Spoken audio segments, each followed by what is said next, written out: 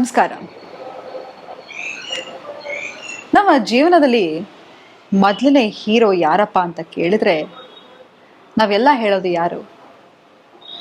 ಎಷ್ಟೇ ಕಷ್ಟ ಬರಲಿ, ಅವಮಾನ ಆಗಲಿ, ದುಃಖ ಆಗಲಿ, ಯಾವುದನ್ನು ತೋರಿಸ್ಕೊಳ್ದೆ ತನ್ನಲ್ಲಿ ತಾನೇ ಇಟ್ಕೊಂಡು ತನ್ನ ಸಂಸಾರದ ಹೊರೆಯನ್ನು ಅತಿ ಚಿಕ್ಕ ವಯಸ್ಸಿಂದ ವಹಿಸಿ, ನಾನು ಹೊಟ್ಟೆ ಹಸ್ಕೊಂಡಿದ್ರು ಪರವಾಗಿಲ್ಲ, ನನ್ನ ಮನೆಯವರು ಹಸ್ಕೊಂಡಿರಬಾರ್ದು, ನನ್ನ ಹೆಂಡತಿ ನನ್ನ ಮಕ್ಕಳನ್ನು ಸುರಕ್ಷಿತವಾಗಿ ಇಡಬೇಕು, ಯಾವ ಕೆಟ್ಟ ಕಣ್ಣು ನನ್ನ ಮಕ್ಕಳ ಮೇಲೆ ಬೀಳಬಾರ್ದು, ನನ್ನ ಹೆಂಡತಿ ಖುಷಿಯಾಗಿರಬೇಕು, ಯಾವುದೇ ಥರದ ಹಣಕಾಸಿನ ಒತ್ತಡ ಆಗಿರಲಿ, ನೋವಾಗಿರಲಿ, ದುಗುಡ ಆಗಿರಲಿ, ಅದೆಲ್ಲ ನನ್ನಲ್ಲೇ ಇರಲಿ, ಆ ನೋವು ಅವಮಾನ ಎಲ್ಲವನ್ನು ನಾನೇ ಇಟ್ಕೋತೀನಿ, ನನ್ನ ಮಕ್ಕಳ ಮುಂದೆ ನಾನು ಯಾವತ್ತೂ ಹೀರೋ, ನನ್ನ ಹೆಂಡತಿಗೆ ನಾನೇ ಹೀರೋ, ನನ್ನ ತಂದೆ ತಾಯಿಗೆ ಆಧಾರ ಸ್ತಂಭ ನಾನೇ ಅನ್ನೋನೇ ಅಪ್ಪ. ಎಷ್ಟೋ ಸತಿ ನಾವು ತಾಯಿಗೆ ಎಮೋಷ್ನಲಿ ಬಾಂಡಿಂಗನ್ನು ಇಟ್ಕೋತೀವಿ, ಆದರೆ ಅಮ್ಮ ಒಂಚೂರು ಕಣ್ಣೀರು ಹಾಕಿದ್ರೆ ನಮಗೆ ಸಹಿಸ್ಕೊಳ್ಳೋಕ್ಕಾಗಲ್ಲ. ಆದರೆ ಅಪ್ಪ ಪಡ್ತಕ್ಕಂತಹ ಪರಿಶ್ರಮ, ನೋವು, ದುಗುಡ ಎಲ್ಲವನ್ನು ತನ್ನಲ್ಲೇ ತಾನು ಇಟ್ಕೊಂಡ್ಬಿಡ್ತಾನೆ. ಅಂತಹ ದೊಡ್ಡ ಹೀರೋನೇ ನಮ್ಮಪ್ಪ. ಆದರೆ ಪ್ರತಿ ಸತಿ ಆ ಕಾಲ್ ಬಂದಾಗ ಏನೋ ನಮ್ಮ ಮುಖದಲ್ಲಿ ಗೊತ್ತಿಲ್ಲದಾಗೆ ಮಂದಹಾಸ ಬರುತ್ತೆ. ನಾವು ಬರೋ ಟೈಮಿಗೆ ಮನೆಗೆ ಬರ್ದಿದ್ದಾಗ ಮೊದಲನೇದಾಗಿ ತಲೆ ಕೆಡಿಸ್ಕೊಳ್ಳೋನೇ ತಂದೆ.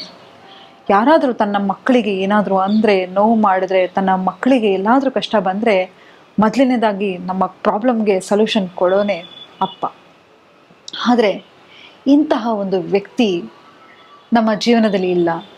ಅಂಥ ವ್ಯಕ್ತಿಯನ್ನು ನಾವು ಕಳ್ಕೊಂಬಿಟ್ವಿ ಅಂತ ಹೇಳಿದ್ರೆ ಎಲ್ಲೋ ಒಂದು ಕಡೆ ಪ್ಯಾರಲೈಸ್ಡ್ ಆಗಿಬಿಡ್ತೀವಿ. ಎಷ್ಟೋ ಸತಿ ನಮ್ಮ ಯಾವುದೋ ಒಂದು ದೇಹ ವರ್ಕೇ ಮಾಡ್ತಾ ಇಲ್ವೇನೋ, ಆರ್ಗನ್ ವರ್ಕೇ ಮಾಡ್ತಾ ಇಲ್ವೇನೋ ಅನ್ನೋ ಥರ ನಮಗೆ ಪ್ಯಾರಲೈಸ್ಡ್ ಫೀಲ್ ಆಗಿಬಿಡುತ್ತೆ.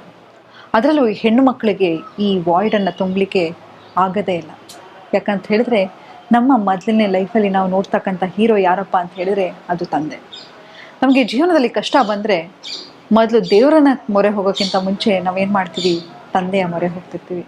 ಆದರೆ ಅಂಥ ಆಧಾರ ಸ್ತಂಭನೇ ನಮ್ಮ ಜೀವನದಲ್ಲಿ ಬಿದ್ದೋದ್ರೆ ಹೇಳ್ಕೊಳಕ್ಕಾಗಲ್ಲ, ಅಷ್ಟು ಕಷ್ಟ ಅನಿಸುತ್ತೆ.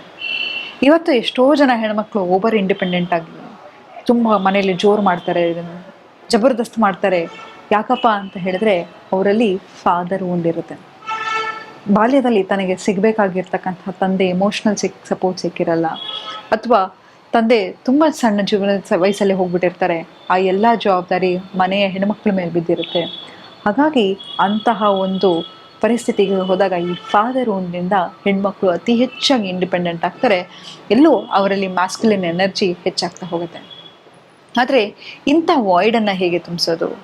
ಇಂತಹ ನೋವಿಂದ ಆಚೆ ಹೇಗೆ ಬರೋದು? ಇದು ಯಾವತ್ತೂ ಈ ನೋವನ್ನು ತುಂಬಿಸ್ಲಿಕ್ಕೆ ಖಂಡಿತವಾಗೂ ಸಾಧ್ಯನೇ ಇಲ್ಲ. ಆ ವಾಯ್ಡ್ ಯಾವಾಗಲೂ ಇದ್ದೇ ಇರುತ್ತೆ, ಆ ಶಾಲೋನೆಸ್ ಯಾವಾಗಲೂ ಇದ್ದೇ ಇರುತ್ತೆ. ಆದರೆ ನಾವು ನಮ್ಮಲ್ಲಿ ಏನಿರುತ್ತೋ ಅದನ್ನು ಗ್ರೇಟ್ಫುಲ್ ಆಗಿ ಇಟ್ಕೊಳ್ಳಲ್ಲ. ಎಷ್ಟೋ ಸತಿ ಆ ಫೋನನ್ನು ಇಗ್ನೋರ್ ಮಾಡಿರ್ತೀವಿ, ಆ ಕಾಲನ್ನು ಇಗ್ನೋರ್ ಮಾಡಿರ್ತೀವಿ, ಅಪ್ಪ ಕೊಡ್ತಿರ್ತಕ್ಕಂಥ ಅಡ್ವೈಸನ್ನು ಇಗ್ನೋರ್ ಮಾಡಿರ್ತೀವಿ. ಆದರೆ ಒಂದು ಸತಿ ಆ ವ್ಯಕ್ತಿ ಹೋದ್ಮೇಲೆ ನಮಗೆ ಆ ನೋವು ಏನು ಅಂತ ಗೊತ್ತಾಗ್ತಾ ಹೋಗುತ್ತೆ. ಈಗ ಹೀಗೇನು ಮಾಡೋದು? ಈ ವ್ಯಕ್ತಿ ನನ್ನ ಜೀವನದಲ್ಲಿ ಇಲ್ಲ, ನಾವು ಯಾರೂ ಇಲ್ಲಿ ಪರ್ಮನೆಂಟ್ ಆಗಿಲ್ಲ. ಯಾವುದೇ ಒಂದು ವಸ್ತುವನ್ನು ನೀವು ನೋಡ್ತಾ ಇದ್ದೀರಾ, ಮುಟ್ತಾ ಇದ್ದೀರಾ ಅಂತ ಹೇಳಿದ್ರು ಅದಕ್ಕೆ ಎಕ್ಸ್ಪೈರಿ ಡೇಟ್ ಇದ್ದೇ ಇರುತ್ತೆ. ಹುಟ್ಟು ಖಚಿತ, ಸಾವು ನಿಶ್ಚಿತ ಅಂತ ಹೇಳ್ತಾರೆ. ನಾವೆಲ್ಲರೂ ಹುಟ್ಟಿದ್ದೀವಿ ಅಂತ ಅಂದಮೇಲೆ ಸಾಯೋದು ಒಂದಲ್ಲ ಒಂದಿನ ಗೊತ್ತೇ ಇರುತ್ತೆ. ಆದರೆ ಯಾವಾಗ ಹೋಗ್ತೀವಿ ಅನ್ನೋದು ಯಾರಿಗೂ ಗೊತ್ತಿಲ್ಲ. ಆದರೆ ಈ ಸಡನ್ ಡೆತ್ ಅನ್ನೋದು ಮನುಷ್ಯನಿಗೆ ತುಂಬಾ ನೋವು ಆಗ್ಬಿಡುತ್ತೆ. ಹೇಗೆ ನಮಗೆ ಬ್ರೇಕಪ್ಪಲ್ಲಿ ಸ್ಟೇಜಸ್ ಇರುತ್ತೋ, ಮೊದಲನೇದಾಗಿ ನಾವು ಡಿನಯಲ್ ಮೋಡಲ್ಲಿ ಇರ್ತೀವಿ. ಇಲ್ಲಪ್ಪ, ನನ್ನ ಬಿಟ್ಟು ಅವ್ರು ಹೇಗೆ ಹೋಗ್ತಾರೆ, ಸಾವನ್ನು ನಾವು ಅಕ್ಸೆಪ್ಟ್ ಮಾಡ್ಕೊಳ್ಳೋಕ್ಕೆ ಇಷ್ಟಪಡಲ್ಲ. ಇವತ್ತು ನನ್ನ ತಂದೆ ಸತ್ತು 12 ವರ್ಷ ಆಯಿತು, ಆದರೂ ಇವತ್ತಿಗೂ ಕೂಡ ನಾನು ಅವರ ಡೆತ್ತನ್ನು ಅಕ್ಸೆಪ್ಟ್ ಮಾಡ್ಕೊಳ್ಳಿಕ್ಕೆ ಸಾಧ್ಯನೇ ಇಲ್ಲ. ಎಲ್ಲೋ ಇದ್ದಾರೆ, ನಮ್ಮ ಜೊತೆ ಇದ್ದಾರೆ, ನೋಡ್ತಾ ಇದ್ದಾರೆ ಅಂತ ಅನ್ಕೋತಾ ಇರ್ತೀವಿ. ಹಾಗೆ ಸಾವನ್ನು ನಾವು ಯಾರೂ ಇಷ್ಟಪಡೋಲ್ಲ. ಆದರೆ ಒಂದಲ್ಲ ಒಂದಿನ ಎಲ್ಲರೂ ನಮ್ಮನ್ನು ಬಿಟ್ಟು ಹೋಗೇ ಹೋಗ್ತಾರೆ. ನಮಗೆಲ್ಲರ ಜೊತೆ ಇಲ್ಲಿ ಇರೋದು ತುಂಬಾ ಕಡಿಮೆ ಸಮಯ. ಆದರೆ ನಾವೇನು ಮಾಡ್ತೀವಿ? ನಮ್ಮ ಈಗೋಯಿಂದ ಹರ್ಟ್ ಮಾಡ್ಕೋತಾ ಹೋಗ್ತೀವಿ.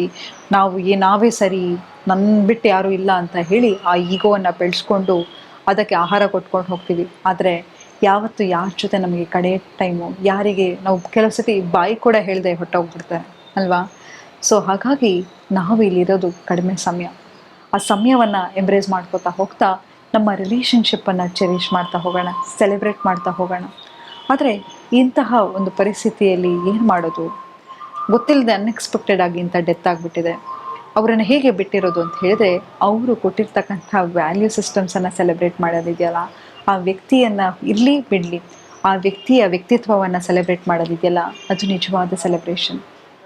ನಾವು ಕೊಡ್ತಕ್ಕಂಥ ಗೌರವ ಏನಪ್ಪ ಅಂತ ಹೇಳಿದರೆ, ಅವರು ನಮಗೆ ಕಲಿಸಿರ್ತಕ್ಕಂಥ ಮೌಲ್ಯಗಳಿರುತ್ತಲ್ಲ, ಅದನ್ನು ಜೀವನ ಪೂರ್ತಿ ನಮ್ಮ ಜೊತೆ ಇಟ್ಕೊಂಡು ನಾವು ಅದನ್ನು ಸೆಲೆಬ್ರೇಟ್ ಮಾಡೋದಿದೆಯಲ್ಲ, ಅದು ತುಂಬಾ ಮುಖ್ಯ. ಮತ್ತು ಎಷ್ಟೋ ಸತಿ ಅನಿಸುತ್ತೆ, ನನ್ನನ್ನು ಬಿಟ್ಟು ಹೆಂಗೆ ಹೋದರು ಅವರು, ನನಗೆ ಒಂದು ಮಾತು ಹೇಳಿಲ್ವಲ್ಲ ಅಂತ. ಎಷ್ಟೋ ಸತಿ ಆ ಕೊನೆಯದಾಗಿ ಆ ಒಂದು ಹಗ್ ಕೊಡಬೇಕು ಅಂತ ಇರ್ತೀವಿ, ಯಾವುದೂ ಗೊತ್ತಿಲ್ಲದೆ ನಮಗೆ ಗೊತ್ತಿರಲ್ಲ, ನಮಗೆ ಗೊತ್ತಿರೋದಿರಲಿ, ಅವ್ರಿಗೂ ಕೂಡ ಗೊತ್ತಿರಲ್ಲ. ಆದರೆ ಇದು ಜೀವನದ ಸೈಕಲ್. ಇವತ್ತು ಅವ್ರು ಹೋಗಿದ್ದಾರೆ, ನಾಳೆ ನಾವು ಹೋಗಲೇಬೇಕಾಗುತ್ತೆ. ಆದರೆ ಆ ವಾಯ್ಡನ್ನು ಹೇಗೆ ಫುಲ್ಫಿಲ್ ಮಾಡೋದು ಅಂತ ಹೇಳಿದ್ರೆ, ಯಾವ ಸಂಬಂಧಗಳು ನಮ್ಮ ಜೊತೆ ಇರುತ್ತೋ ಮುಂದೆ ಅದನ್ನು ಚೆರಿಷ್ ಮಾಡ್ತಾ ಹೋಗೋದಾಗಿರ್ಬೋದು. ಅವ್ರು ನೋಡಿ, ಆ ವ್ಯಕ್ತಿ ಫಿಸಿಕಲ್ ಫಾರ್ಮಲ್ಲಿ ನಿಮ್ಮಿಂದ ದೂರ ಆಗಿರ್ಬೋದು, ಎಮೋಷ್ನಲ್ಲಿ ನಿಮ್ಮ ಜೊತೆ ಯಾವಾಗಲೂ ಇದ್ದೇ ಇರ್ತಾರೆ. ಅವ್ರ ಜೊತೆ ಕಳೆದಿರ್ತಕ್ಕಂತಹ ಟೈಮ್ ಆಗಿರ್ಬೋದು, ಒಳ್ಳೆಯ ಸಮಯ ಆಗಿರ್ಬೋದು, ಅದು ಸಾಕು ನಮಗೆ ಇನ್ನು ಇಡೀ ಜೀವನವನ್ನು ಸೆಲೆಬ್ರೇಟ್ ಮಾಡಲಿಕ್ಕೆ. ಆದರೆ ಆ ಮೆಮೊರಿಯನ್ನು ಯಾರೂ ಫಿಲ್ ಮಾಡಲಿಕ್ಕೆ ಸಾಧ್ಯ ಇಲ್ಲ, ಆ ಸ್ಥಾನವನ್ನು ತುಂಬಲಿಕ್ಕೆ ಯಾರೂ ಸಾಧ್ಯ ಇಲ್ಲ. ಆದರೆ ಆ ಪ್ರೀತಿ, ಆ ವಿಶ್ವಾಸ, ಆ ಧೈರ್ಯ ಎಲ್ಲವೂ ನಮ್ಮ ಜೊತೆ ಯಾವಾಗಲೂ ಇದ್ದೇ ಇರುತ್ತೆ.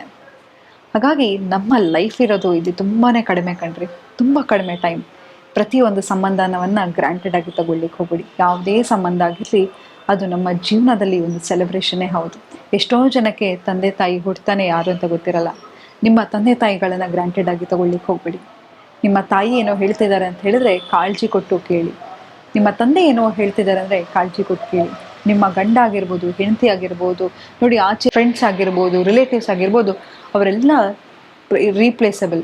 ಆದರೆ ನಿಮ್ಮ ತಂದೆ ತಾಯಿ ರಿಲೇಷನ್ಶಿಪ್ ಇದೆಯಲ್ಲ, ಯಾರೇ ಇರಲಿ, ಅವರು ಯಾರೇ ಬರಲಿ, ಯಾರೇ ಇರಲಿ, ಅವರು ನಿಮ್ಮ ತಾಯಿ ಆಗಲಿಕ್ಕೆ ಸಾಧ್ಯ ಆಗಲ್ಲ, ಅವರು ನಿಮ್ಮ ತಂದೆ ಆಗಲಿಕ್ಕೆ ಸಾಧ್ಯ ಇಲ್ಲ. ನಿಮಗೆ ಎಷ್ಟು ಕಡಿಮೆ ಟೈಮ್ ಇದ್ದರೂ ಕೂಡ ಅವರೊಟ್ಟಿಗೆ ಟೈಮನ್ನು ಕೊಡಿ, ಅವರೊಟ್ಟಿಗೆ ಆ ಟೈಮನ್ನು ಸ್ಪೆಂಡ್ ಮಾಡಿ. ಅವರು ವಯಸ್ಸಾಗ್ತಾ ಇದ್ದಂಗೆ ನಿಮ್ಮ ಹತ್ರ ಏನೂ ಕೇಳಲ್ಲ. ನೀವು ಕೊಡ್ತಕ್ಕಂಥ ಯಾವುದೇ ಆಡಂಬರ ಆಗಿರ್ಬೋದು, ಆಸ್ತಿ ಆಗಿರ್ಬೋದು, ಅಂತಸ್ತಾಗಿರ್ಬೋದು, ಯಾಕಂತ ಹೇಳಿದ್ರೆ ಅವ್ರಿಗೆ ದೇಹನೇ ಕೋಪ್ರೇಟ್ ಮಾಡ್ತಾ ಇರಲ್ಲ. ಅವ್ರಿಗೆ ಬೇಕಾಗಿರೋದು ಒಂದೇ, ನಿಮ್ಮ ಕಾಳಜಿ, ನಿಮ್ಮ ಪ್ರೀತಿ. ಆ ವಸ್ತುವನ್ನು ಕಳ್ಕೊಂಡ ಮೇಲೆ ಆ ಬೆಲೆ ಗೊತ್ತಾಗುತ್ತೆ ನಮಗೆ. ಹಾಗಾಗಿ ಅಂಥ ತಪ್ಪನ್ನು ಮಾಡೋಕ್ಕೆ ಹೋಗ್ಬೇಡಿ. ಈಗಲೇ ನಿಮ್ಮ ಫೋನ್ ತಗೊಳ್ಳಿ, ನಿಮ್ಮ ತಾಯಿಗಾಗಿರ್ಬೋದು, ನಿಮ್ಮ ತಂದೆಗಾಗಿರ್ಬೋದು, ಎಷ್ಟು ಗ್ರೇಟ್ಫುಲ್ ಆಗಿದ್ದೀರಾ ಈ ಜೀವನಕ್ಕೆ. ಅವ್ರು ಕಲಿಸಿರ್ತಕ್ಕಂಥ ಪಾಠ ಆಗಿರ್ಬೋದು, ಅವ್ರು ಕೊಟ್ಟಿರ್ತಕ್ಕಂಥ ಪ್ರೀತಿ ಆಗಿರ್ಬೋದು, ಆ ಪ್ರೀತಿಯನ್ನು ಎಕ್ಸ್ಪ್ರೆಸ್ ಮಾಡಿ. ನಾವೇನು ಅನ್ಕೊಂಡ್ಬಿಡ್ತೀವಿ, ನಮ್ಮ ಪ್ರೀತಿಯನ್ನು ಎಕ್ಸ್ಪ್ರೆಸ್ ಮಾಡಬಾರ್ದು, ಮುಚ್ಚಿಟ್ಕೋಬೇಕು, ಅದನ್ನೇನಿದೆ ಪ್ರತಿ ಸತಿ ಐ ಲವ್ ಯು ಅಂತ ಹೇಳೋದು ಅಂತ.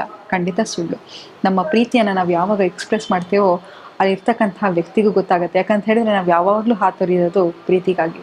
ಸೊ ಆ ಪ್ರೀತಿಯನ್ನು ಎಕ್ಸ್ಪ್ರೆಸ್ ಮಾಡಿ. ನಿಮ್ಮ ಪ್ರತಿಯೊಂದು ಸಂಬಂಧ ಕೂಡ ಇಂಪಾರ್ಟೆಂಟ್ ಅಂತ ಹೇಳ್ತಾ ಇವತ್ತಿನ ಸಂಚಿಕೆಯನ್ನು ನಾನು ಮುಕ್ತಾಯಗೊಳಿಸಿದ್ದೀನಿ. ಧನ್ಯವಾದಗಳು.